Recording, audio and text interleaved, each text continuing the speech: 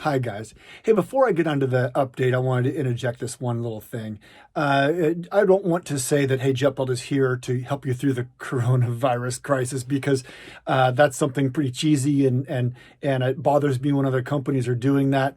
But what I do want to say is this, it was 5, 6 years ago when I was for my own AV company, very, very frustrated with the software options out there. The platforms were saying, we're not doing cloud. That's ridiculous to do kind of enterprise software in the cloud. You need to install this software on your PC and all this stuff. And it really frustrated me because I knew that was the future. So JetBuilt at the very least has really been able to be a big help while we're all working from home. And we're hearing that, and I'm getting emails from users even now just saying how smooth it is transitioning from working from home. We transitioned to an at-home environment about a couple of years ago. So our team, well, mostly here local, but all already works from home, and several of us from around the other parts of the country working from home. So our support is in full swing.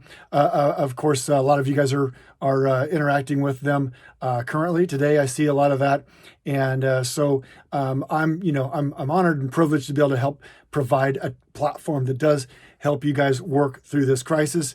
But at the same time, I'm not here to say that we're here to solve all your corona problems.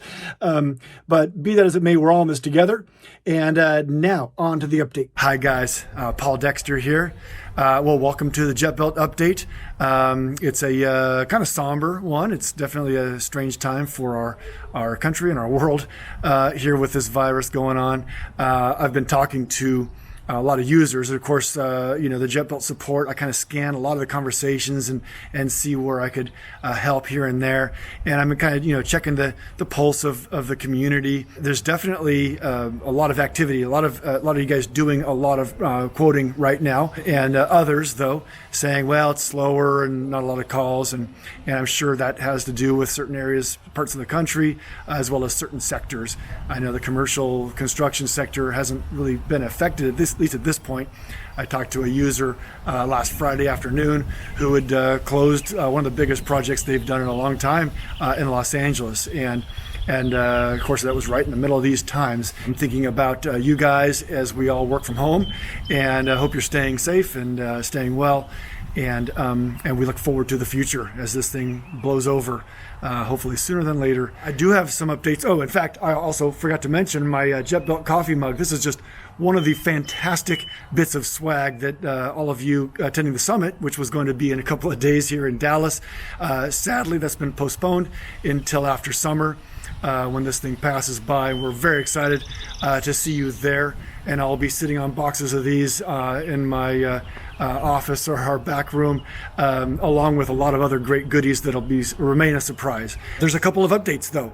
The biggest update is for Funnel. Remember, we launched Funnel at ISE in February, and many of you, I think about a third of you guys are evaluating Funnel right now for your companies, and we've gotten a lot of great feedback from it. We've gotten a lot of great input as to where we should be going with it in the future, and we're taking these notes. We're obviously building to suit what works for you guys. I've got two announcements regarding Funnel today.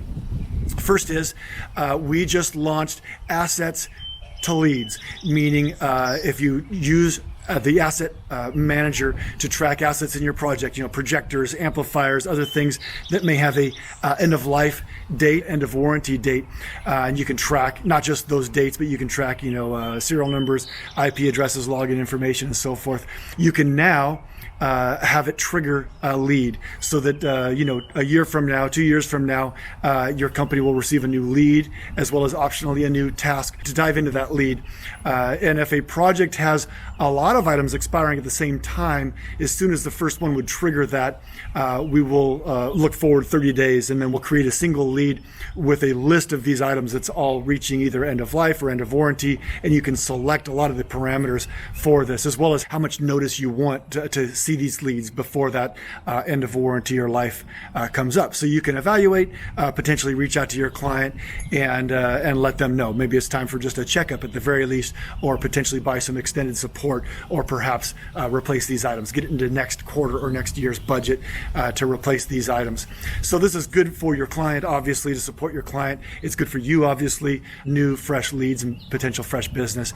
So feel free to dive into that, and you can manipulate your end of life dates to trigger some leads for you tomorrow, just so you can kind of see how this works. Also, you've been evaluating a funnel for free up till this time, so that date finally comes to an end on Wednesday. So if you like funnel, you're loving funnel, there's nothing to do.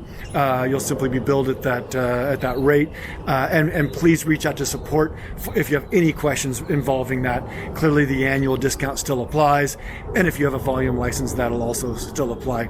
But Wednesday will be the day that we roll those in. If you're not using funnel or you don't want to for now, simply pull those users out. The same way that you put them in, pull them out. If you don't know how to do that, just reach out to support. Of course, they'll help you with that.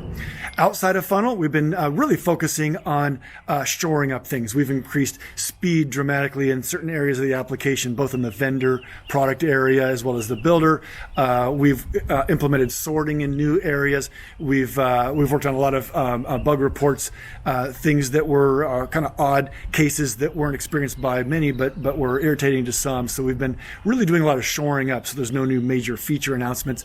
So I guess that's it for this update from what's a beautiful California day, short of the fact that we're being told to work from home. So I'm working from my front yard, which is not a bad place to do it. So anyway, until next time, this is Paul Dexter.